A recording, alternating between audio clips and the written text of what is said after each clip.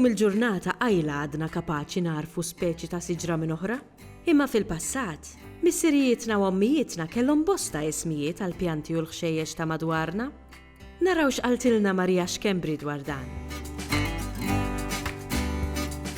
Bażikament l-istudju tiegħi huwa wieħed soċjolingwistiku fejn jiena xtaqt nara jekk hemmx differenza fil-mod kif aħna nirreferu għall-ismijiet tal-ħxejjex, dak il-ħaxix li aħna nużaw fit-tissir tagħna. Bażikament dak kien l-an tat-teżi tiegħi li nara jekk hemmx differenza fil-mod kif aħna nirreferu għalih. Issa sabiex għamilt dan jiena ħadd 80 bidwi bħala parteċipanti tiegħi u magħhom qassamt kwestjonarju. Ħadd 4 lokalitajiet, kelli 2 minn Malta, mill-Qrendi u mill-Imġar u 2 l-oħra minn Għawdex, minn Nadur u mill-Arb.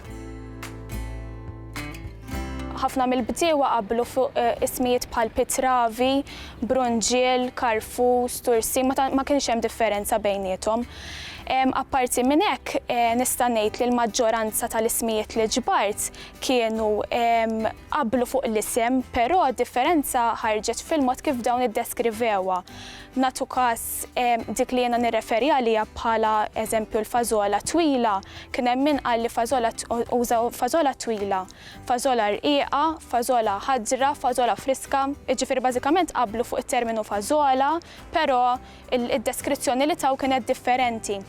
Apparti minn hekk, waqt li kont qed niġbor ukoll l-ismijiet rajt ukoll li kien hemm diversi parteċipanti li użaw il-kelma bl-Ingliż iktar milli l-kelma bil-Malti, avolja għandna kelma Maltija għaliha. Eżempju nagħtu każ mushrooms, spinach, rosemary, spring onions, dawn huma kollha kliem li għandna kelma oħra lihom bil-Malti, però il-bdiewa anke ġifieri ta' etajiet differenti u minn kull lokalità iddeċidew li jirreferu għalihom billi jużaw kelma bl-Ingliż. Għal kaboċċi żgħar kien hemm min qalli uża terminu bl-Ingliż Brussels sprouts, kien hemm min qalli cabbage sprouts, kien hemm min qalli ovvjament kaboċċi żgħar filwaqt li kien hemm min qalli kabuċċelli li dan it-terminu partikolari jiena sibtu fost il-bdiewa mill-Qrendi. Eżempju ieħor kien il-kelma ara il-butternut squash biex niftehmu.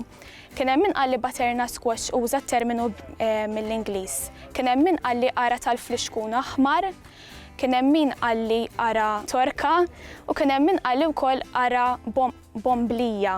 Dan it-terminu ara bomblija fil-fatt sibtu fost il-bdiewa mill-Nadur. Eżempju oħra, għal dik li jiena nirreferi għaliha bħala sweet potato, kien hemm min qalli sweet potato, kien hemm min qalli patata tat-sokkor u patata mill-ħelwa. Apparti minn hekk, għal bżar ikkolorit, kien hemm min speċifika skont il-kulur, bżar isfar, bżar oranġo, bżar aħmar, filwaqt li kien hemm min uża t-termini sweet pepper, caps, kif ukoll bżar ikkolorit imbagħad hemmhekk jisuha li b'mod inġenerali, relevanti x'kulur kien il-bżaru. Fil-fatt innotajt li t-terminu caps intużat iktar fost il-bdiewa li ħadd minn Malta iktar milli dawk minn Għawdex. Terminu ieħor kien għal-ħaxixa passarda, il-maġġoranza qalu li passarda, però nnotajt li f'Għawdex kien hemm min qalli min uża t-terminu fjura kif ukoll cauliflower. U din jiġifieri sibta kemm bejetajiet żgħar u anke bejetajiet kbar. Għal xi ismijiet tal-ħxejjex ħareġ xi ħaġa partikolari minħabba li dawn il-bdiewa qablu fuq it-terminu, però bidlu ftit il-mod kif tingħat il-kelma. Eżempju l-kelma artichoke kien hemm min qal użat il-kelma artichoke filwaqt li kien hemm min uża l-kelma artichokes sempliċement qalbu l-aħħar parti u kien hemm min uża l-kelma artichoke. Il-mod jisu kif tingħat il-kelma kien hemm differenti. Differenza oħra wkoll simili ta' din li rajt kien li għal ħaxixa li aħna nirreferu għaliha bħala aqoċ, il-bdiewa mġarrin użaw il-kelma arqoċ. Jiġifieri jisu żiedu l-konsonanti r mal-kelma li aħna mdorrin ngħidu. L-opinjoni tiegħi dan ir-reġistru huwa pjuttost wieħed li għadu qed jiżviluppa minħabba l-fatt li iktar kemm qed jgħaddi żmien iktar saru jitkabbru prodotti li qabel ma konniex insibu fil-leliqi tagħna.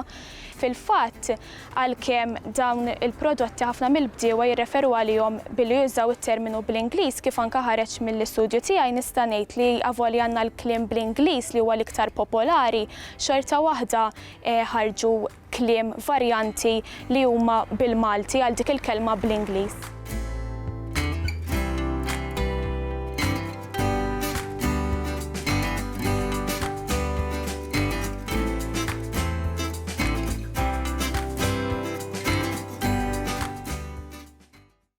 Ilsienna jixtieq jirringrazzja lill-Kunsill Nazzjonali tal-Ilsien Malti, lid-Dipartiment tal-Malti fil-Fakultà tal-Arti l-Università, lill-Ministeru għall-Edukazzjoni u x-Xogħol u lill-Aġenzija Nazzjonali tal-Litteriżmu.